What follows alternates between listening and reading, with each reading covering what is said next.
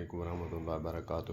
مولانا محمد الیاس کمن حفظہ اللہ تعالیٰ فرماتے ہیں کہ اپنے شاگردوں سے کہ ایک نکتہ سمجھ لیں، میں اگر ڈانٹوں تو آپ سمجھ لیں کہ ہم سے راضی ہیں۔ کوئی ایک شاگرد کو میں ڈانٹوں تو آپ سمجھ جائیں کہ میں تم سے راضی ہوں۔ اگر میں نہ ڈانٹوں تو سمجھ لیں کہ میں آپ سے ناراض ہوں۔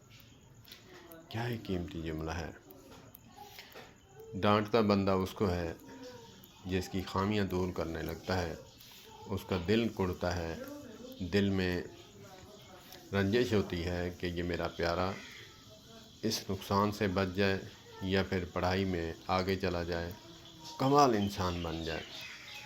اور جو پیارا نہیں ہوتا اس کو اپنے حال پہ چھوڑ دیتا ہے، مرتا ہے مرے، پڑھتا ہے پڑھے، نہیں پڑھتا نہیں پڑھے، اس کو چھوڑ دو۔ کیا جملہ ہے۔ کیا فرمایا، جیسے فرماتے ہیں کہ اگر کوئی شیخ اپنے مرید کو یا پیر اپنے مرید کو، خلیفے کو ڈانٹتا ہے تو وہ سمجھ لے کہ اس سے راضی ہے۔ اگرچہ نہیں ڈانٹتا، اس کو اپنے حال پہ چھوڑا ہوا ہے تو سمجھ لے کہ وہ مجھ سے شیخ ناراض ہے۔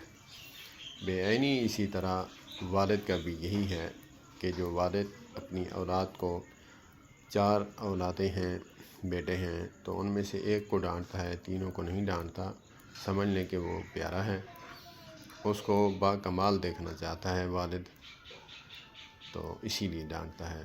جن کو نہیں ڈانٹتا وہ کہتا ہے یہ تو ہیں ہی نکمے، یہ ایسے ہی رہ جائیں تو اچھا ہے۔ اللہ پاک ہمیں سمجھ عطا فرمائے اور اپنے